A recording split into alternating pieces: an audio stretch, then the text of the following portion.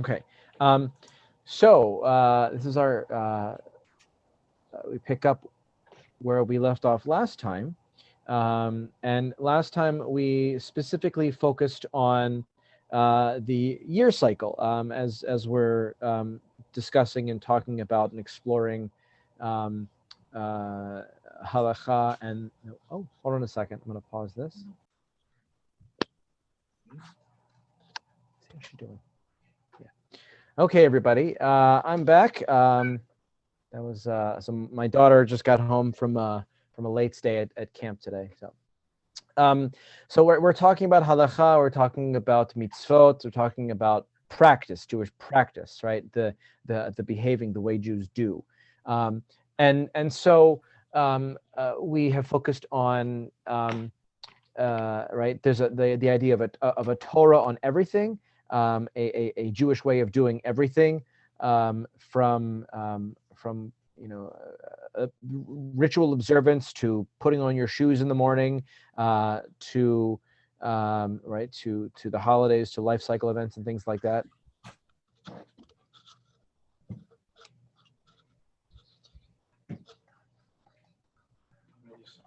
Yeah.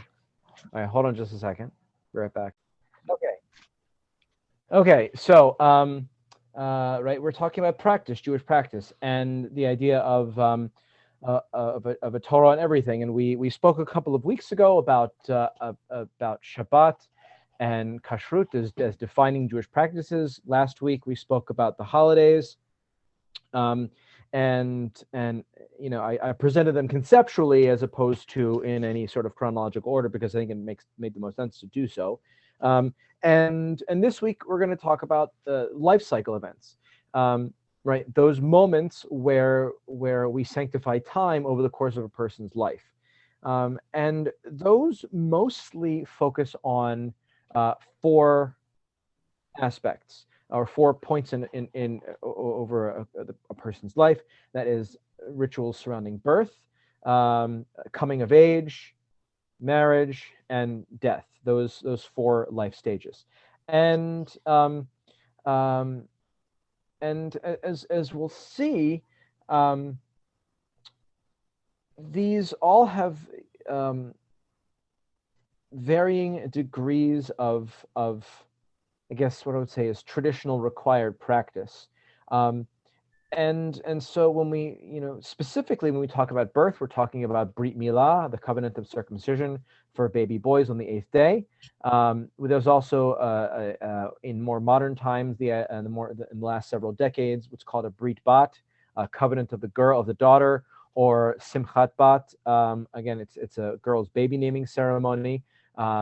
We have bar and bat mitzvah, right, coming of age. We have marriage, which is uh, which is called chatuna in Hebrew, or kiddushin, and we'll get to the technical terms later. And then death, of course.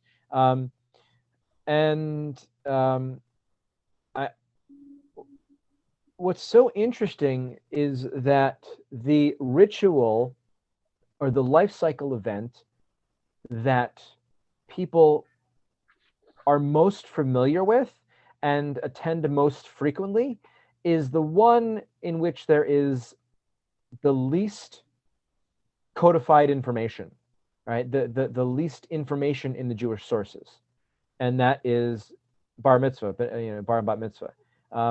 The bar mitzvah ceremony is a very, very late um, invention, creation, um, and really the way it looks today, the way we celebrate it today in synagogues, is a modern invention of the last 2 generations, really.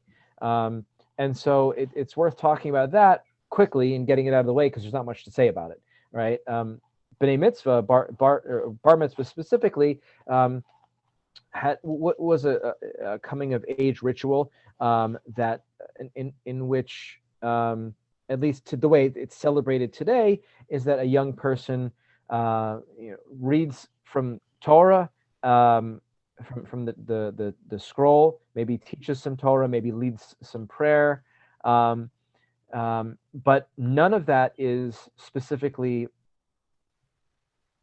commanded or directed in any of our traditional sources. What we mean to say when we say bar mitzvah or bat mitzvah is those terms literally. Bar mitzvah, which means son of the commandment, bat mitzvah, daughter of the commandment. It literally just means a person in the category of obligated to the mitzvot. And so as I tell B'nai Mitzvah students and their parents, it is a noun, not a verb. Or you don't say I was bar mitzvah or he was bar mitzvah. It's a category, meaning any Jewish man above the age 13 is a bar mitzvah. Any Jewish woman above the age of 12 is a bat mitzvah. And we do all sorts of things to celebrate that, ritualize that today. And that comes from an ancient rabbinic tradition that says that a person at the age of 13 comes under the category of mitzvot, and meaning that they are an adult and within the purview and the boundaries of being obligated to mitzvot as adults are. That's all that means. I remember hearing stories of people, 2-3 generations ago who, a bar mitzvah was somebody, walking to shul on a Monday morning, reciting a prayer, and then going to school for the rest of the day.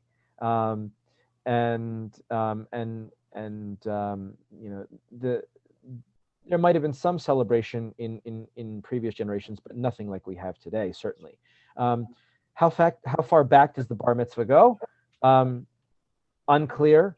Maybe hundreds of years, but not really celebrated in the way, as I said, we do it today. The first bat mitzvah was in the 1920s, conducted by Mordechai Kaplan, who I've mentioned before.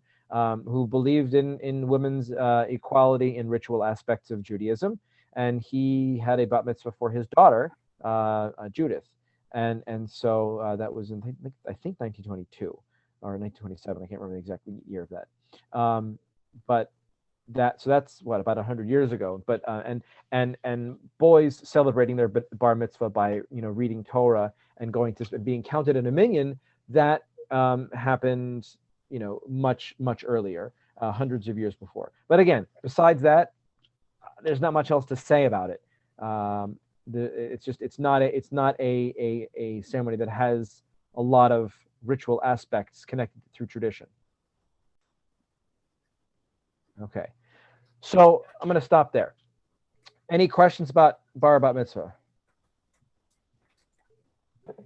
So Rabbi, I have a question. Yeah.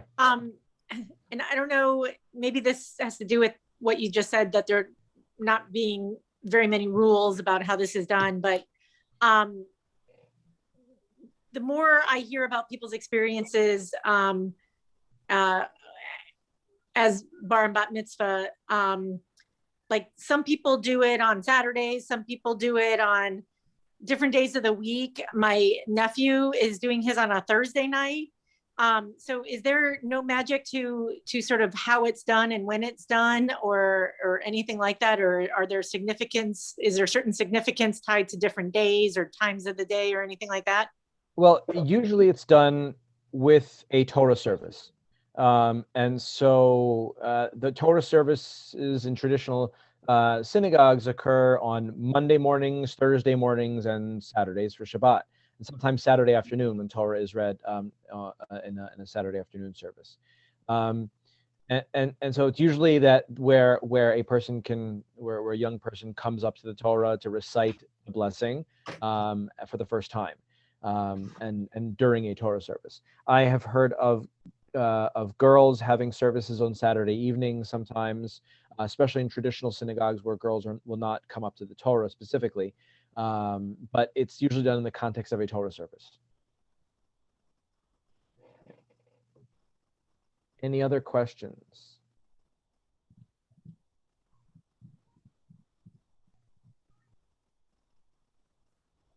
Okay. Yes.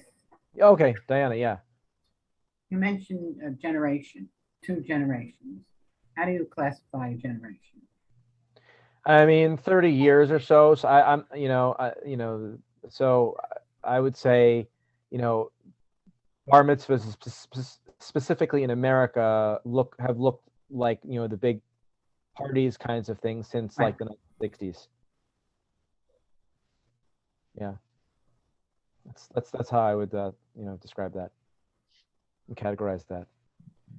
All right, so let's move on to something where there's more to talk about. And let's start at the beginning with birth. So Brit Milah, circumcision, very important ceremony. This is a ceremony that goes all the way back to the Bible, to the book of Genesis, where God commands Abraham in Genesis chapter 17 to circumcise his son that will be born on the 8th day, and that's that's where it comes from, and so its origins are ancient.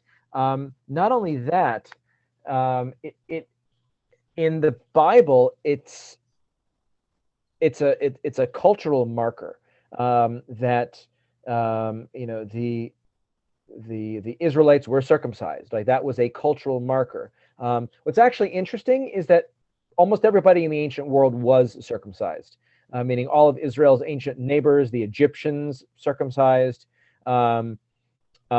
What's very interesting is that the book of Samuel, when it speaks about the Philistines, it calls them the uncircumcised Philistines, as a cultural marker, because the Philistines were Greek in origin, and Greeks didn't circumcise. So it's a cultural marker. There's a really vicious story in Genesis chapter 34 where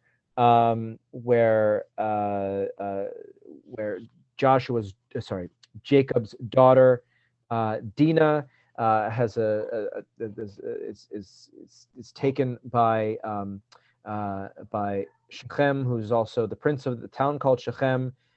He forces her into intercourse against her will, and then he wants to make it right. He wants to marry her, and Shimon and Levi, Simeon and Levi, her brothers say, okay, but you got to circumcise your whole people. And him being the prince says, okay, we'll do that. Like, that's how much I'm committed to this process.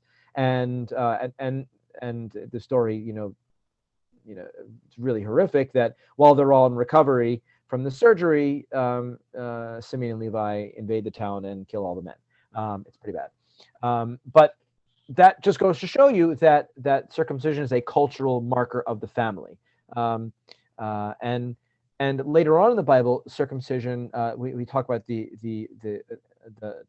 there's the blood of circumcision serves as like an atonement or a sacrifice.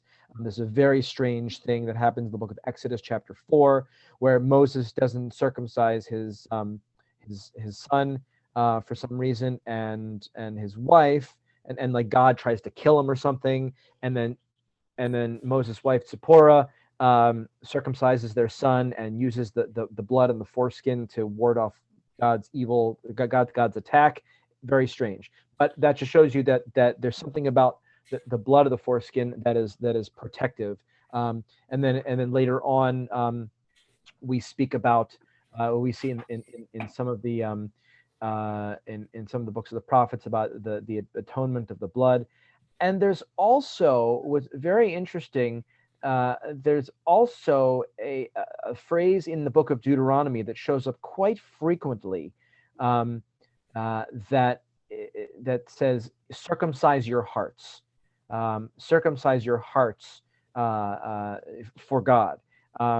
And that is, and basically what that means is removing a blockage, right? To circumcise something means to remove a blockage, and so right, there's the metaphoric idea of circumcising hearts to allow to allow God to be in full presence with you. And so, right, it's a cultural marker. It's a metaphorical concept in the Bible, and we have ritualized it. and so it's then we have the right, so we have the mohel, right, or in the Ashkenazi yeshivish pronunciation moil, even, right, but it's the Hebrew is mohel, right. Lihimol means to be circumcised. Nimol, it's the verb. All right. And so we have a mohel, we have the sandak who cares for and holds the baby. By the way, the sandak doesn't have a good translation into English, but the best one that we have is godfather. So like you speak of like putting a baby a godfather or a godmother. The sandak, or I think the sandeket is the feminine. And when the movie when the movie The Godfather was made or dubbed in Hebrew, it's called the Sandak, Hasandak, The Godfather. So story. But you have the Sandak, and you have, right, and it really, like, just like Abraham, it is the father's responsibility to circumcise his son. We entrust that to professionals now, mohalim, or urologists in some cases, but it is the father. So I do a little shtick when I officiate it at circumcisions. I have this little shtick where I ask, the father, "You want to do it?" And because it's his responsibility, or it's his responsibility to appoint an agent to do it for him. And so like I say, "Do you want to do it, or would you like to appoint someone else to do it?" And the father's usually like, "Oh, let's give it to this person." Right? So although I officiated at a circumcision several months ago, where the father was actually a urologist, but he had one of his colleagues do it. Although his father, who's also a urologist, circumcised both of his children. So it's it's a powerful thing, right? To continue in that tradition, right? And there's it's also the opportunity to name to first pronounce the name of a child, of a boy, and in some cases, in some traditional cases, traditional circumstances, the name will not be pronounced in public, even to family members, until the 8th day, until the circumcision happens. And there's there's a blessing surrounding it, and the blessing is Baruch, that Baruch Asher Kitshanu Mitzvotav V'Tzivanu Lahachniso Bivrito Shel Avraham Avinu, which is, blessed are you, who gives us the mitzvah of bringing this child into the covenant of Abraham our father. And so and there's several blessings that accompany that, and we also set aside at the ceremony itself. We have a chair for Elijah, just like we have a chair for Elijah at the Passover Seder and some other instances.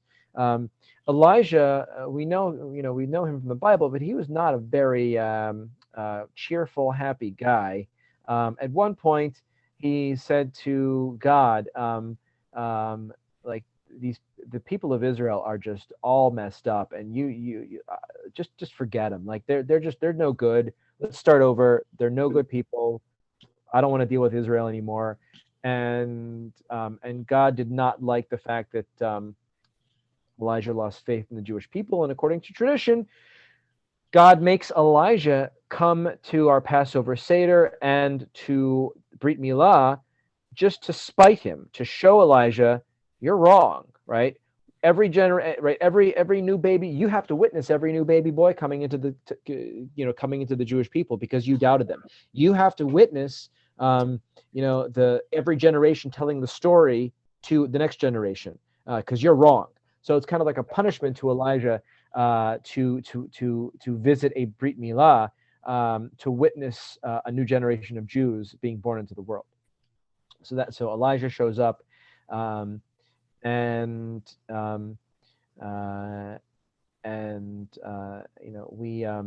We also celebrate with wine, just like we do in almost every other ceremony.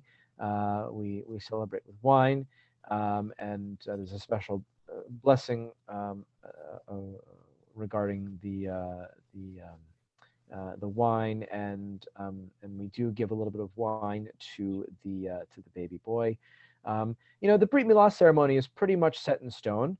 What's interesting is that the Brit Bat ceremony, or the Simchat Bat, the baby naming ceremony, is wide open for creativity because it's a brand new ceremony, right? It's a couple of generations old, and so because it doesn't have a fixed practice, people do all sorts of creative things and all sorts of creative language to welcome girls into the covenant, and so that can be so varied. It's just not even, there's so many examples to give, and you could you could just punch into Google, Jewish baby naming ceremony for girls, and you find 10 very, very different things, because there's no set ceremony there. So I'm going to stop there. One more thing. One more thing I want to say, that there is absolutely no logic whatsoever to circumcision. It is purely a ceremonial ritual thing. It's a visceral thing, which I think is good, right? Not everything has to make sense, and especially something that connects you to tradition, right? There have been studies done that it always come down. 50% of doctors say it's good for you. 50% of doctors say it's bad for you. There's no real conclusive evidence on whether circumcision itself is beneficial health-wise. I've actually seen, and there's a difference in cultures. Europe in general does not circumcise. America in general does circumcise. Different traditions around the world do. Muslims, it's their tradition to circumcise at 13, because according to their tradition, Abraham circumcised Ishmael when he was 13 years of age, which works out, which is basically also what the book of Genesis kind of sort of says. So I'm going to stop there. Any questions? Yeah, Sandy. You're... Okay. So what was the significance of being on the 8th day? Circumcision being on the child's 8th day? That's a great question. There is no explanation in the Bible itself. Right? When God says circumcise on the 8th day, it's just circumcise on the 8th day. There are lots of explanations given ex post facto, right, by the rabbis. One of I'll say it this way. First off, medically speaking, and this has been verified by doctors that I've seen, medically speaking, that is the time when when circumcision becomes most viable. And not to be frivolous or anything, but I would hate to see how human beings figure that out, right? When they know not to circumcise too early or whatever, like before we had the medical care that we have today. But beyond that, there is the ability. There's the explanation. There's tons of explanations. One that I particularly, or a couple that I particularly find meaningful, is that there are traditions about in the Bible and later tradition about the number 8. And we dedicate things with the number 8. Meaning, if you think about Hanukkah is an 8-day holiday. Sukkot is also right. And Hanukkah is a delayed Sukkot. Sukkot is kind of 8 days. It's 7 plus 1. Solomon dedicated the temple with an 8-day ceremony of dedication. Right. So things in our tradition are dedicated in an 8-day form. And that ties into 7 plus 1. And 7 is the number of completion, right? 7 is just a mystical, magical number in the ancient world, and it comes through our tradition. 7 is fullness. 7 is Shabbat, right? The first week. and 7 is 7 days in a week. 7 our holidays are 7 days long. Our big holidays, Pesach and Sukkot, in the Bible are 7 days. We have 7 weeks from Pesach to Shavuot. There's lots of other 7s, but then there's 7 plus 1, and 7 plus 1 means that it's the completion of something, and then you add, and then you enter the next, right? You enter what is new, and so it's almost like that the baby entering the first week of life, coming, entering after the first Shabbat of the baby's life, enters the new week. If we think all the way back to creation, and the midrashim around that, after the first Shabbat is when the first human beings entered the real world, right? They spent Shabbat in Eden, and they got kicked out, and in the first day they entered the real world. So there's something about 7 plus 1. That plus 1 is about entering the world, like we bring a baby boy and officially recognize his name and him as a member of the covenant of Abraham, entering into that covenant on the 8th day. So, and there's plenty more that we could look into, but those are just a couple that I like. Following up on that, what's the significance between if the baby before sundown, after sundown, and when you start the count of the 8 days? I think it's after sundown. So, if like a baby, if a baby boy is born at night, then it's the 8th day of that of that next day,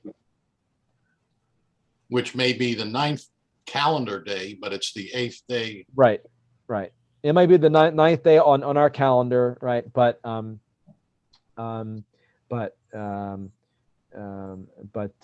it's right. It's the 9th day, or it's the 8th day on in the Hebrew calendar. Which, by the way, it's an interesting digression here. Changing time at midnight is weird. You ever think about that? Like, it's the middle of the night. It's very strange, right? Sundown, like when sundown is observable. You can see the sun's going down. Okay, it's light, it's dark. Sundown. Changing time in the middle of the night. What's up with that? That's just very strange. It's not a discernible time that we can once we have clocks, like we can, that's easy. But for people in ancient times, until like clocks and standardized time, people told time by the sun, right? Sunrise, sundown. Was there something about the 8th day about the viability of the newborn also? Was that? Yeah, I mentioned that earlier. Yeah. There's something. Yeah, that it's right. There's right. The doctors have confirmed this, that it's and I said earlier, like I can't even imagine how they figured that out, right? In ancient times, right? It sounds like a horrible experiment. Or just to not experiment, but like to figure out when the right time to do that was. But yes, there's a lot to do with, and look, some babies now are circumcised in the hospital, and with the technology we have today, that's easy to do, and but yes, it has a lot to do with the viability of and blood clotting and things like that for the baby. Yeah.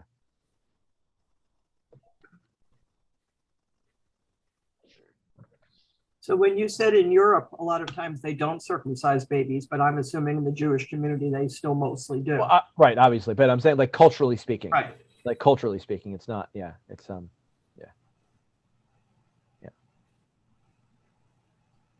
Right. Which is why it's much more contentious in Europe, where they've tried to pass laws about mutilating children or something like that in Europe, and those come up a lot more often, and even in the countries where they do have the Jews get religious dispensation, but even so, those things are a lot more prevalent. In America, you wouldn't find that, just because for a number of reasons, but one of which is, culturally speaking, Americans circumcise more frequently. So that's that. The next two life cycle events, major events, are wedding and death. I'm going to make a bold statement here, and it's going to sound weird, at least for the second one.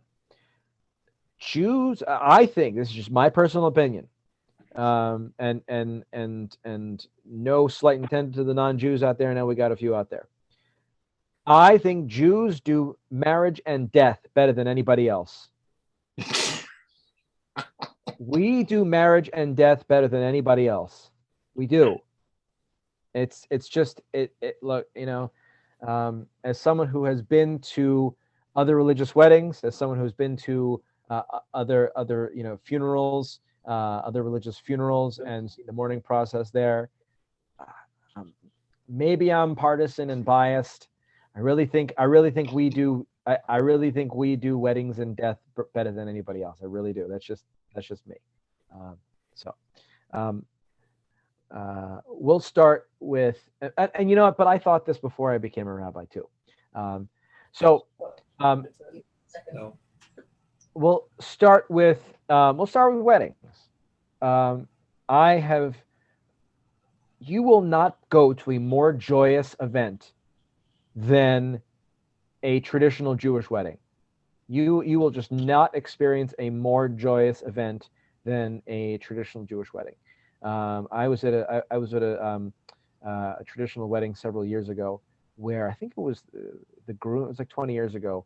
The groom's uncle walked around with two shot glasses, a bottle of vodka, and this was the Orthodox wedding. He just was walking around giving shots of vodka to everybody and taking one for himself too. And he was dancing, and everybody was like the joy that of two people coming together to build a life together, and to unite in marriage is just, that is celebrated to the nth degree in our tradition. So what's your definition of a traditional Jewish wedding? Because when you say Orthodox, like, I've been to some of those weddings too, and it's kind of unusual because in those situations where you just described, like the men are celebrating with the men, the women are celebrating with the women, but it's about this union of a man and woman, but they don't get to celebrate together, right? Well, the man and the woman do. I mean, there are clearly in those cases there are separate spaces for them, but what I mean by that is that for people who, right, so there's different ways to understand what's happening in a wedding. I'll say it that way. And for many people, especially liberal Jews, it's about two people coming together in love to build a life together. And that is amazing and certainly worth celebrating. But when you have a more traditional mindset, you're also tapping into a divine joy, that a wedding is service to God, because God, who was the first person to officiate a marriage? It was God. We're doing God's work because God married Adam and Eve. And so, right, to have that extra level of joy, right, that we are doing God's work and uniting two people in marriage is, it just takes it to another level. And one of the reasons, and another reason why I say the Jewish wedding is so good, is because it's so concise. And a good Jewish wedding doesn't have to take any longer than 25 minutes. And a wedding really focuses on two central moments. And I know we have all these images of the wedding, right? We have the image of the chuppah, we have the image of the guy breaking the glass, we have the image of the ketubah. that's all beautiful window dressing, but that's just window dressing, and those are traditions that were later added. The essence of a Jewish wedding are two components. One of which is called erusin, or betrothal, and the other is nisuin, nuptials. And erusin is a betrothal, and it's a blessing over exclusivity. And so and this is the ring ceremony. So the bride and the groom, over a cup of wine, or I'll say this, in more traditional settings, it is just the groom giving the bride a ring. In more egalitarian settings, it's both the groom will give to the bride and the bride will give to a groom. They recite the wedding oath over an item of value. An item of value today, and in most cases for quite a long time, is a ring, usually a gold band, a solid gold band. That's what I've got right here. And so it's an item of value. And the Talmud describes it as a pruta. A pruta is a very minimal amount, basically meaning that anybody can get married. That a pruta is a minuscule amount of value, and so anybody can get married, but you have to exchange value. And you know, again, in a traditional setting, a man will give give this item of value, again, usually a ring, to the bride, and will say this wedding oath: behold, you are consecrated to me with this ring according to the laws of Moses, the faith of Israel. In Hebrew, hareat mikudeshet li b'tabat zo kedat Moshe Yisrael. And the bride will do the opposite. It will do the same thing to the man. And that enacts betrothal. And that basically means that they're engaged. Right? We don't, you know, and that means that, right, that they're engaged and they are exclusive to one another. It's interesting that the traditional, there's a blessing, a traditional blessing that is recited of exclusivity, that basically says to the man, basically says to the woman, that I am exclusive to you. It doesn't, and it's kind of very one-sided, but there's other more egalitarian versions of that. And then there's all right, and there's so there's the betrothal, there's the cup of wine that's recited over that, and then there's nisuin, which the 7 blessings, sheva brachot, and these 7 blessings are a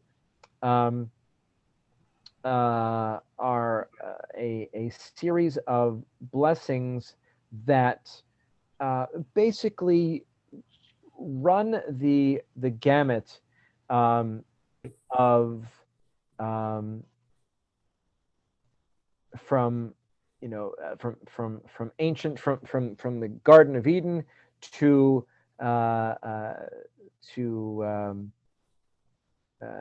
basically modern or to future hopes, really. That's what I want to say. So the 7 blessings are, we say, blessed are you, God, who created everything for your glory. Blessed are you, God, who shapes humanity, that you shaped the human being in your image, and gave us a way to perpetuate that. Then we say, may Zion greatly celebrate in the joy of the ingathering of her children. We bring great joy to these beloved companions as you gladdened your creations in the Garden of Eden. And then we say, blessed are you, God, who creates joy and gladness, groom and bride, merriment, jubilation, dance and delight, love, friendship, peace, and companionship. May there ever be heard in the cities of Judah and the streets of Jerusalem the voice of joy, the voice of gladness, the voice of the groom, the voice of the bride, the joyous sounds of couples from their wedding canopies, and young people from their feasts of melody.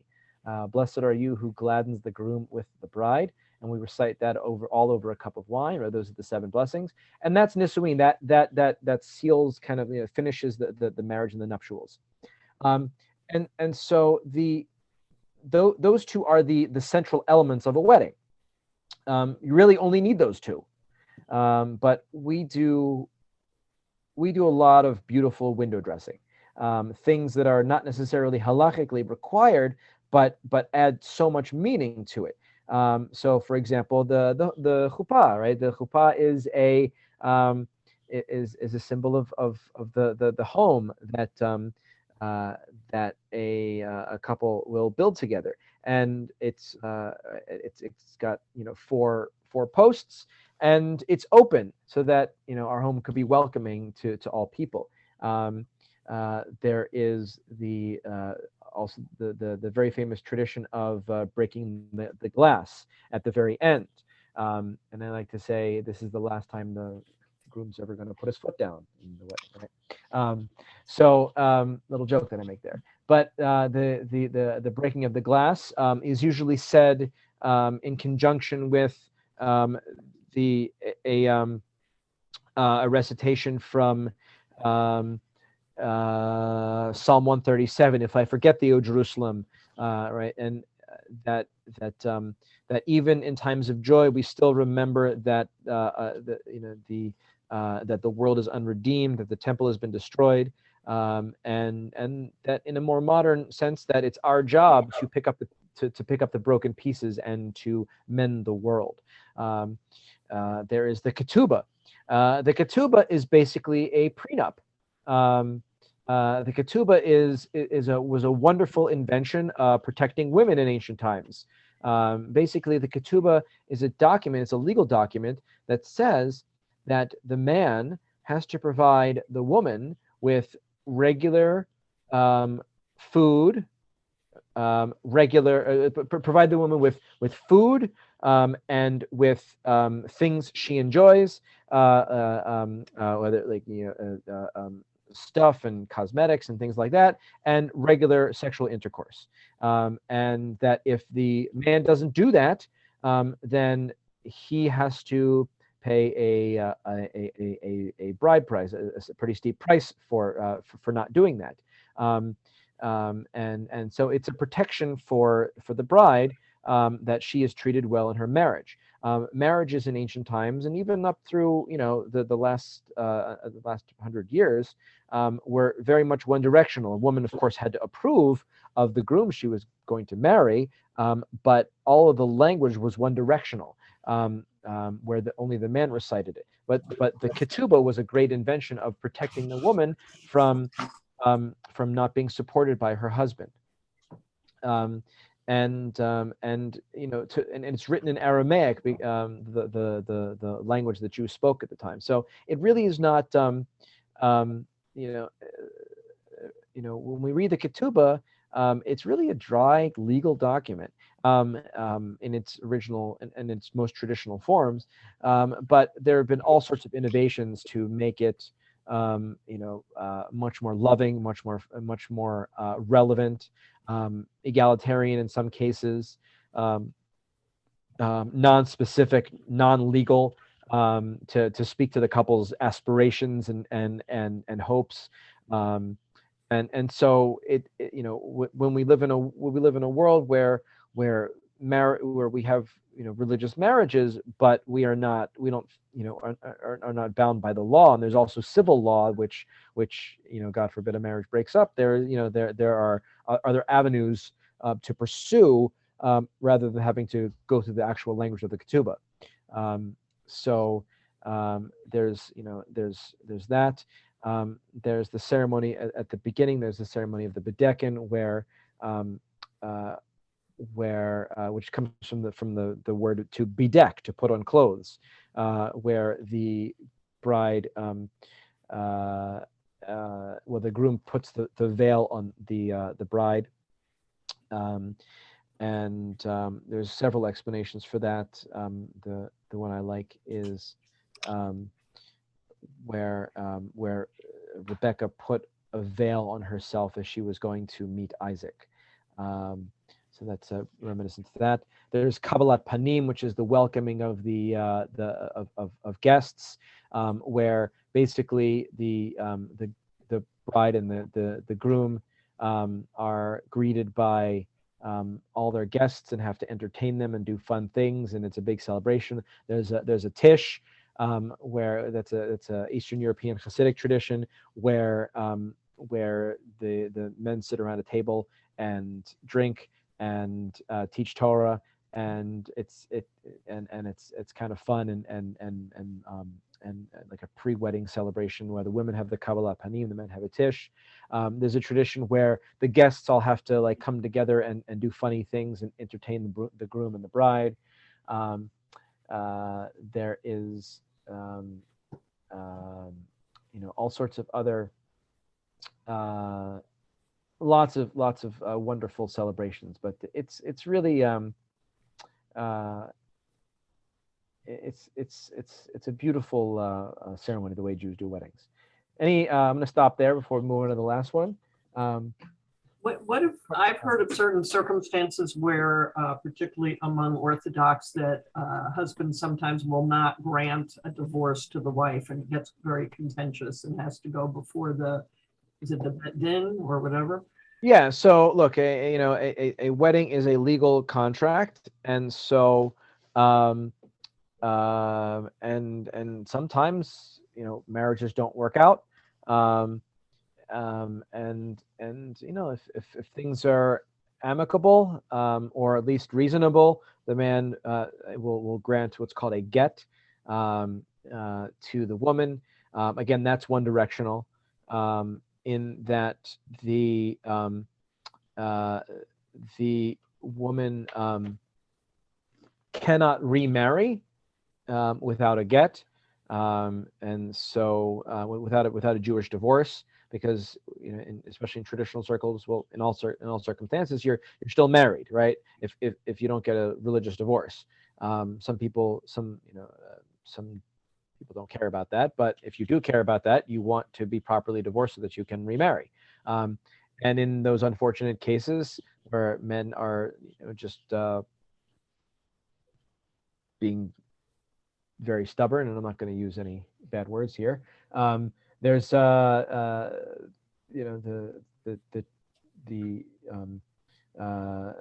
community will pressure him to give a get, and in all circumstances they have to go before a Beit Din, a three-person rabbinic court, to have the get signed and authorized and notarized according to Jewish practice and Jewish law.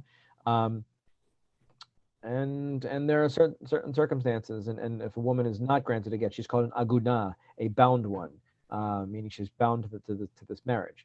But and there are all sorts of ways that the community can pressure an individual. It doesn't happen very often, but it happens. Yeah. Any other questions on the wedding ceremony?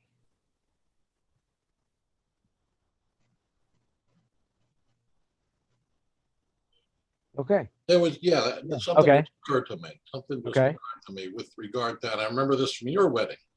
Okay. You don't need a rabbi to officiate. You don't need a rabbi to officiate. No, that's good. It's good. Thank you. You don't need a rabbi to officiate, because all of the language is instituted by or enacted. I'll say it this way: the wedding is enacted by the groom.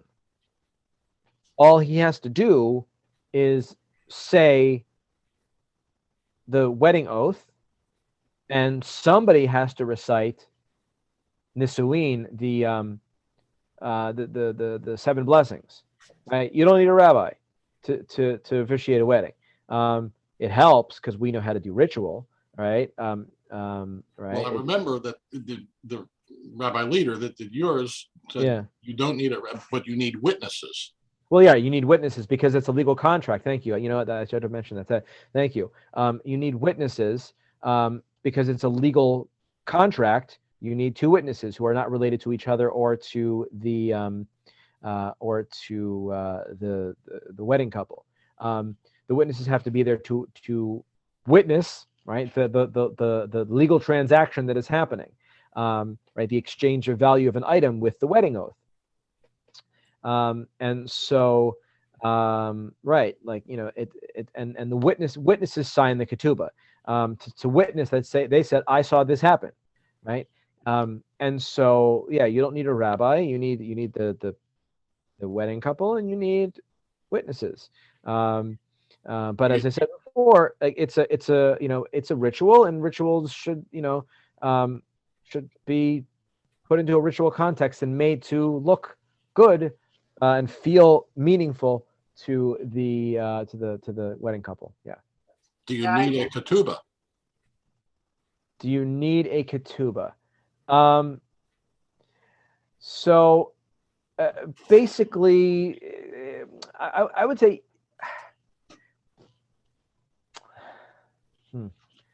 well, it's a hard one to answer, because at this day and age, the ketubah is meaningless, right? That the ketubah, it's either a legal document that we don't care about, or it's an aspirational document that has no, like, legal standing. And so, do you need a ketubah? No, you don't need a ketubah, right? It's there as its original intent was a prenup, and so, but a wedding doesn't feel. It feels essential, right? A wedding doesn't feel right without a ketubah. But yes, you don't need a rabbi, but it helps to have someone to officiate and to do the ritual. And I'll say this, you know, I'll also say this, that and I say this to wedding couples that I've worked with and officiated their marriages before, that they've spent so much time preparing for this day, and so much has gone into this, that this is a day where they don't need to think. This is a day where they just have to let it happen, and let the rabbi run the ritual, and say what they need to say, which is why the rabbi's there to prompt them, and to just be there and enjoy it, and to really take it all in, and that's another reason the rabbi's there, is to just allow the couple to be in the moment, as opposed to thinking about having to do X, Y, and Z and whatever. So I have a question. Yeah. Obviously, in traditional Judaism, a marriage between a gay couple would not, I'm assuming, be allowed. But how are the traditions changed in terms, if same-sex couples choose to get married?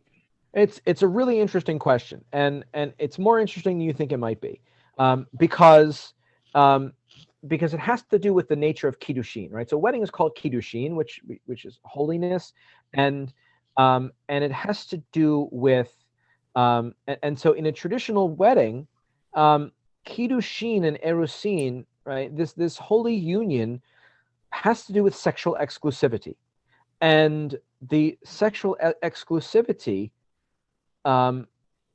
applies to a man and a woman,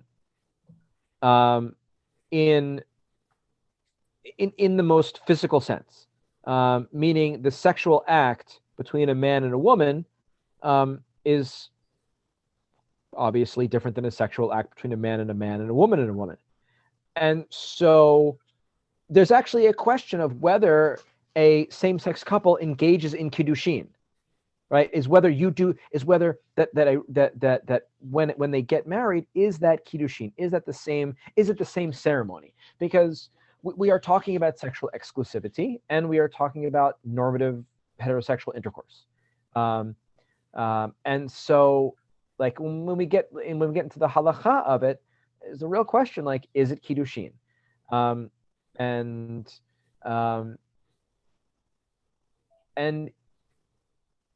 rabbis say different things about this. Rabbis say it is kiddushin, and I'll do it, and I'll officiate at this marriage. Others will say, no, it's not kiddushin, and I'll do it because it's not kiddushin, and it's not a real kind of marriage, so I'll do it. right? So it's or it's not kiddushin, and I won't do it.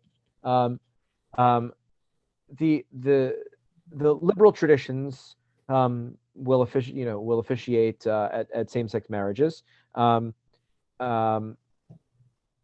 Adding, considering the value of, and again, stepping outside of halacha for a minute, considering the value of, the coupling of people who love each other, and using the Jewish framework to celebrate that love, even though it is not kiddushin for the purpose of normative sexual intercourse and making babies. So it actually is an interesting question that goes just beyond, do two people love each other, and is this normative, right?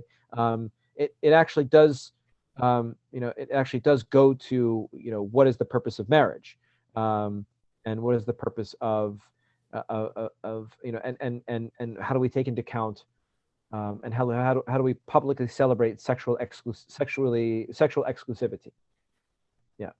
And of course, people do adopt children or get surrogates, so it's Right. not like Right. there can't be a family. Right, absolutely, right, absolutely, and I think that goes into that went into some of the thinking that, and it also goes into the fact that two people who get married, a man and woman, might not have children, right? So that's also part of the that's also, one of the parts of the conversation that went into some of the decisions by the liberal movements to allow same-sex marriage. All right. Yeah. Good. All right. We're running a bit long tonight, but that's okay. Very interesting stuff. Let's move to the last one, death, of course.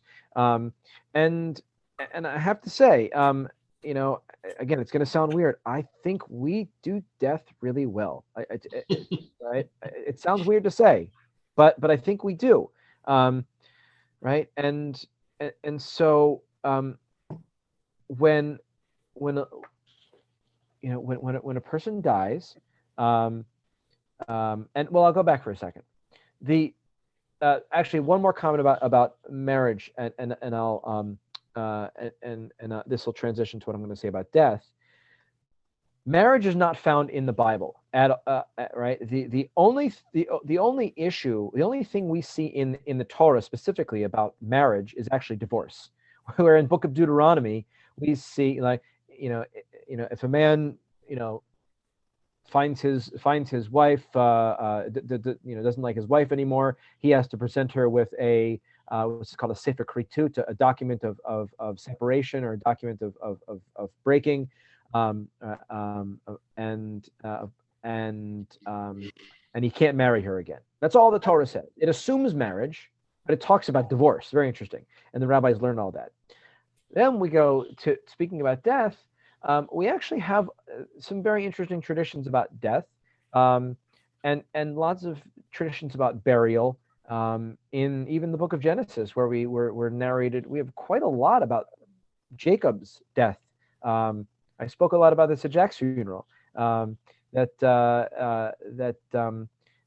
Jacob, our patriarch, goes through a very deliberate, active, dying process where he gathers his family, he speaks his final words, he tells them where he wants to be buried.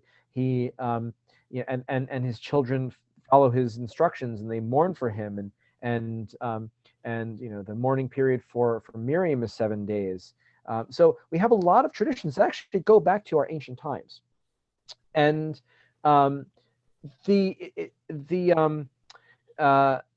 in the Bible, or the traditions about death are developed much later, and they really tend to focus on the psychological needs of the mourner, in that when a person dies, their loved ones and their immediate relatives are called an onen or onenet, onanim, and that in the period, and that's the period between when someone dies and when someone is buried, and this period means that the person stops doing everything. They are not bound or not obligated to any Jewish practice. Their lives are turned completely upside down, and so they're not bound by anything. And usually, and so that period usually lasts for only a couple of days, or sorry, a day, maybe even less traditionally, because in Jewish tradition, a person is buried as quickly as possible, within a day, 2 days, God forbid, 3 or 4. Sometimes you have to delay it because we live in such spread out communities and maybe even other countries and other parts of the country or other countries. When you live in a small community and that's everybody you can bury someone in a day. And we bury someone quickly because and Jews bury and bury quickly is because we believe the body, however you understand the image of God, the traditional understanding is that the body is the image of God. And the image of the image of God, a dead image of God, is not a good thing. And so we want to return that to the elements as quickly as possible. We don't want to delay that process. The Torah actually says this, that and the rabbis derive this from where if and actually specifically talking about someone who's been executed. If someone's been executed and their body is hanging up on a wall, you bury them the next day, because that is an affront to God. Because even the criminal who's been executed is in the image of God and deserves a proper, timely burial.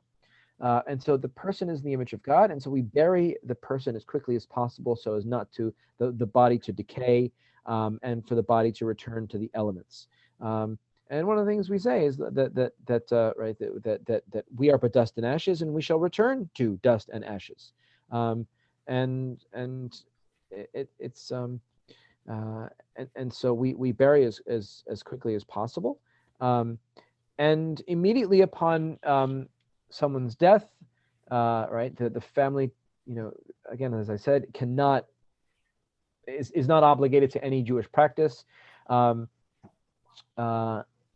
until the funeral happens, which hopefully is not too far off. And the funeral, again, the Jewish funeral does not have many required parts to it. There's usually, what happens is there's some readings and prayers and teachings and things like that, maybe a eulogy, and tradition is very interesting where it actually prescribes days that you are supposed to give eulogies and days where you cannot give eulogies. And also, apparently, tradition says during the entire month of Nisan, the month where Pesach occurs, you don't give any eulogies, because the Pesach is supposed to be joyous. But even so, we still give eulogies. In traditional communities, they'll say you're not supposed to give a eulogy in the month of Nisan, but I'm going to talk about the deceased, right? Just to acknowledge that and move on. We have a prayer, El Malei Rachamim. We have the Kaddish prayer, which is not actually even a prayer; it's a recitation of so Kaddish is recited for the first time at the graveside. Kaddish is a very interesting prayer or recitation. It's not in that it does not mention God. It affirms. It's a doxology. There's a good word for you. Doxology, which is a list of God's attributes. It's a list of God's attributes that we affirm in the face of death. And there's many reasons why we say Kaddish. Kaddish originated in its longest form as a praise of teachers and students. And where it probably started was where a teacher was giving a lecture, and the students would recite Kaddish after the lecture as a praise of learning and a praise of God for the opportunity for learning. And the theory is that when this was recited for a teacher, and then the teacher died, and they were so used to reciting Kaddish that they kept reciting Kaddish for the teacher after he died, and that just caught on as a thing to memorialize people. But I think it's important to us, and people have given many explanations why Kaddish is still recited. My favorite one is that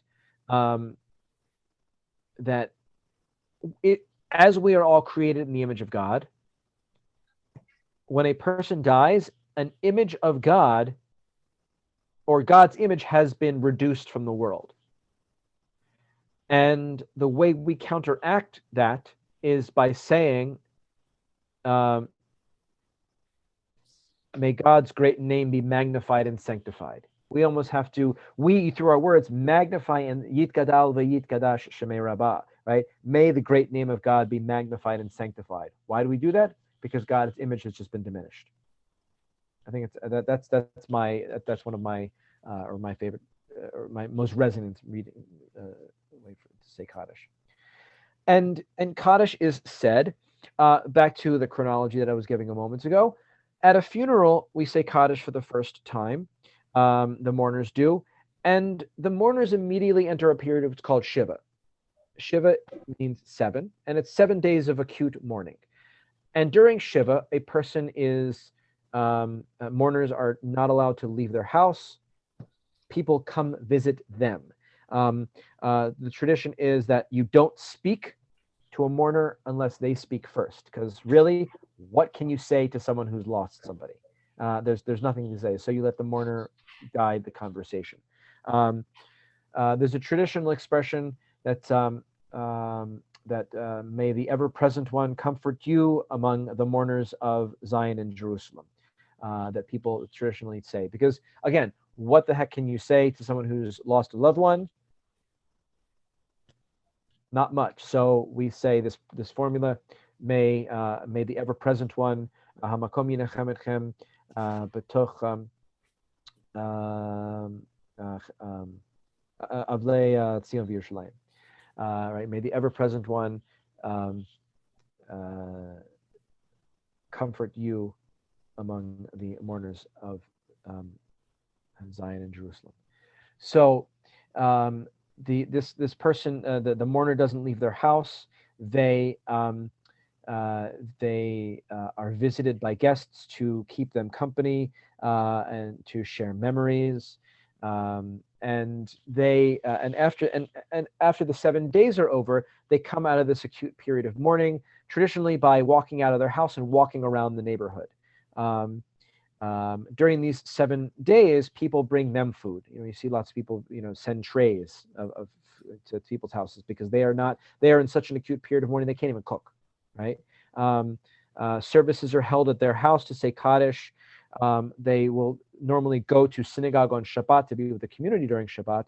But after the 7 days, they emerge from the house.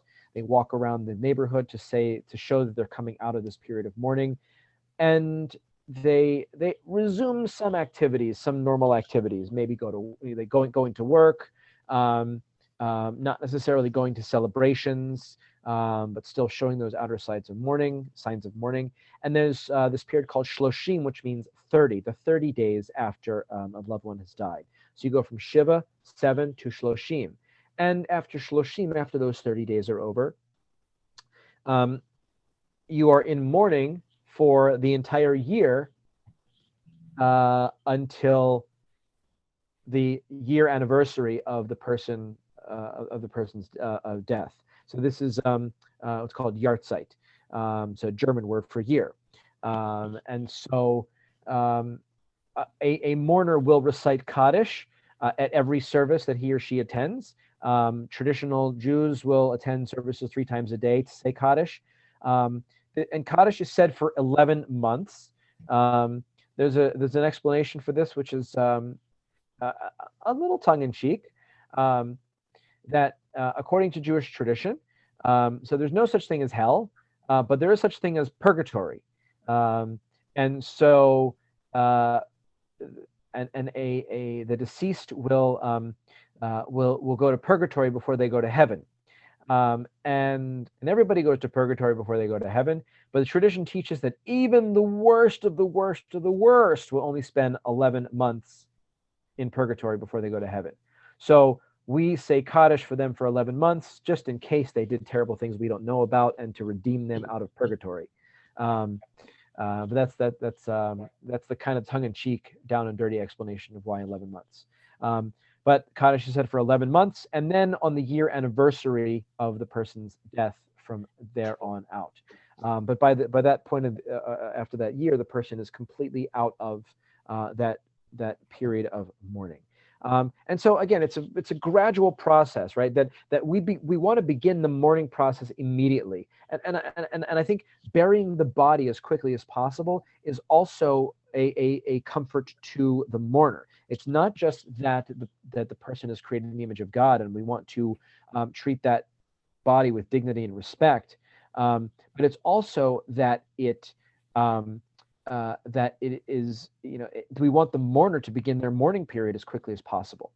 To rewind a second, something I did not cover, but it's worth mentioning now, that because we treat the body with respect and because it's the image of God, the body goes through a process of what's called tahara, a ritual washing. And we ritually wash the body, and this is done by something called the Chever Kadisha, that's literally the holy group, right, with the burial society, that treats the body with respect. It cleanses it and wraps it in a shroud. And Jews are buried in the simplest things: a white shroud in a simple wooden box to show that we are all equal in death. We might have been separated by socioeconomic circumstances in life, but we are all equal in death, and so we are all buried in the simplest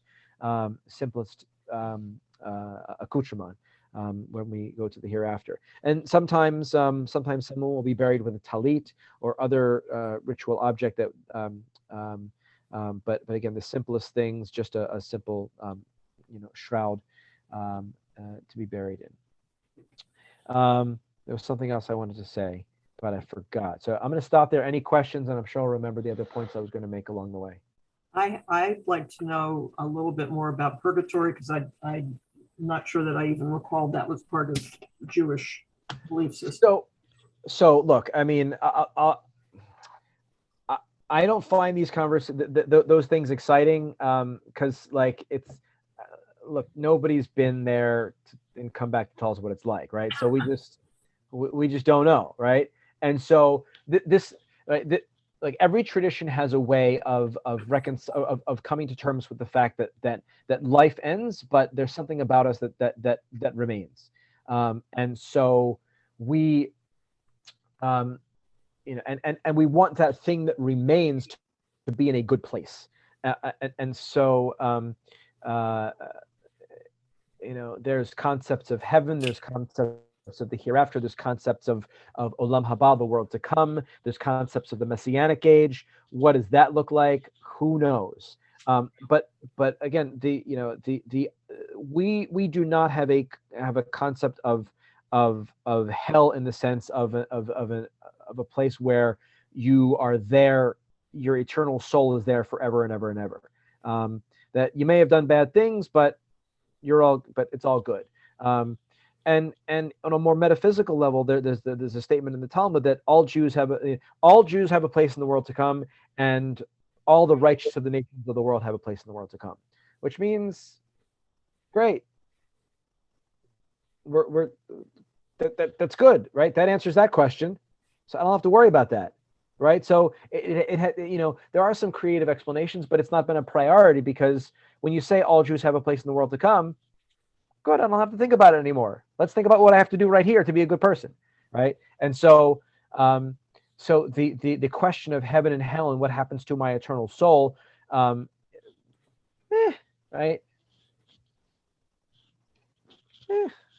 I don't get excited about that. So is that considered to be some kind of a cleansing process, or like? Yeah, I mean, right, yeah. Basically, yeah, in a sense that, like I was saying, like even the worst of the worst only spent 11 months there. So yeah. Sandy, you had a question? Yeah. Well, it's not so much. Am I muted? No. It's not so much of a question, but I guess a different tradition. As you say, certain traditions differ in different countries. Yeah. And probably, we were at a funeral, sadly, on last week for a friend, and it was initiated by, I guess, Rabbi Prince. And, he was explaining that the right thing to say to the mourners is, may you be comforted by the mourners, mourners in Jerusalem or something Zion in like Jerusalem. that. Yeah, that's what I said a few moments ago. Yeah. It's a bit of a mouthful. And I probably have mentioned this to you before, but growing up in England, the practice there is to wish the mourner long life. And that's what everybody does. People will all walk, to the mourner, shake hands, wish them long life. And we will call each other on yard sites again and wish each other long life. I've never heard of it. No one here has ever heard of it. But Yeah. people in Canada, Bruce Rubin said, yeah, I remember that, in Canada, hearing that, and presumably in other, South Africa, places like that. I think it may have come, I read once that it may have come from a practice of saying that, perhaps during the Middle Ages, where if a child died before the parents, so it may have come into practice there. But I always feel I'm not saying I'm doing something wrong when I don't wish someone long life, although it would be meaningless to them here, Yeah, that's strange. Yeah, I've never heard that concept. It must be a cultural British thing, especially if they did it in Canada as well. Right. I received a card from somebody, on Jack's behalf, wishing that I be comforted among the mourners of Zion. And I was actually, to be honest, a little bit affronted. They never said his name. They never said anything personal to him. It was just like this blanket, may you be comforted among the mourners in Zion. And I thought, well, what's that? Right. I mean, that's the traditional expression, because again, like, what can you say, right? And so that's kind of the the programmed dialogue there. Yeah.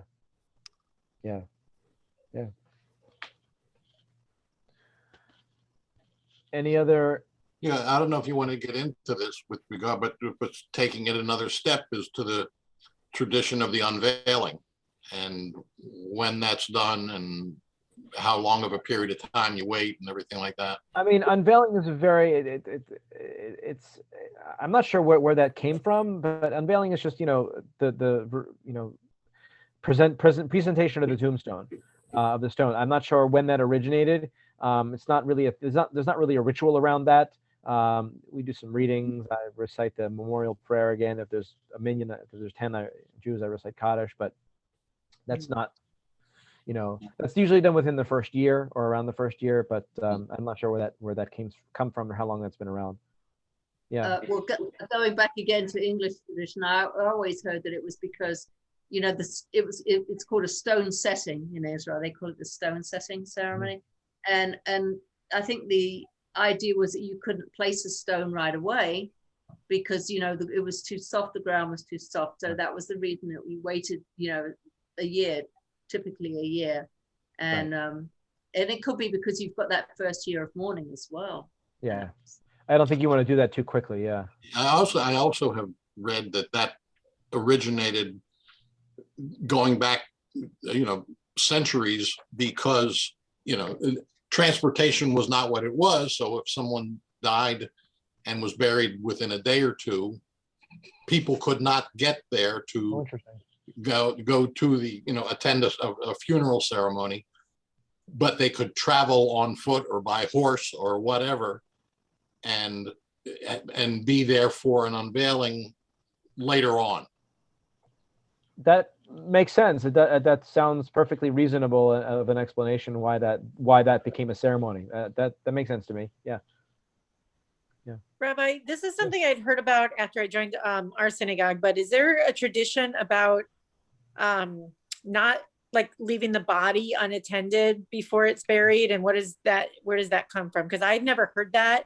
And then when I heard it, I'm like, I thought that was a beautiful thing, but I didn't quite understand what its origin was. Right. So thank you. That happens. I mentioned Tahara, the ritual washing, and that's part of that process where the body is not left unattended. It's what's called kavod hamet. It's honor for the dead. And even in death, we treat the person with respect. We make sure that they are that at least two people are present and watching the body.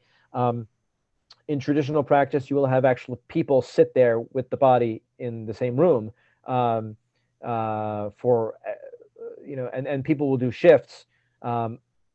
while the body is there until burial.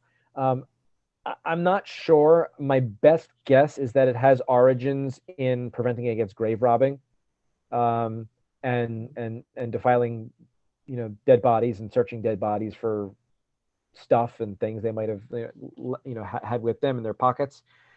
A very, crude and practical kind of explanation, but I actually think that makes a lot of sense as far as where that came from. But we ritualize that in giving respect to the dead and saying, this vessel housed a soul, and this vessel is still important and still created in the image of God. And so until it goes into the ground, we are going to make sure that, even though it is not alive, it has protection, right? A person can protect him or herself. A dead body cannot. We are going to, afford this body protection because it housed a soul. Yeah. I just want to add one thing about the Tahara, how, being, part of the Hever Kadisha, that it's a very beautiful thing to do, to be involved with, and to know, it's always conducted with, people take great pains to make sure that it's conducted with the utmost dignity. The whole, that there are prayers said to the deceased, requesting forgiveness for anything that we may do wrong, and it's all about maintaining dignity, and it's very, very loving. And I whenever I've done it, I've always thought, well, it's like almost like putting a child to bed in a sense. You're taking care, you're cleaning them, you're dressing them, and putting them to rest, and it's just a lovely, not lovely, but it's a very warm and meaningful way to mark the end of someone's life, I think. Yeah, and I think that's great, and I'm glad you add that personal explanation there, and what that's like. That's also part of the burial process, in that we take ownership of that, where we are encouraged to participate in the burial process. The way I explain it when I officiate at funerals is that just as we cover a child with blankets as he or she goes to bed, we cover a coffin with the earth to which the flesh shall return, and we take ownership of the burial of our loved one. Yeah. And there's all sorts of end of life rituals, like a deathbed confession and deathbed shema, and things like that, which we could talk about, but running short of time, it's very late into the evening. So any final questions before we conclude? How many more sessions are there, Now, if any? I was going to ask you that. I think this is 7. So we have 3 more sessions. And next week we're going to talk about Jewish prayer. Next week is Jewish prayer. So we will see you next week at next Tuesday at 7:30. Thank you. All right. Thank Have a you. good evening, everybody. Night, everyone. See y'all in Richmond next week. Yeah. Right.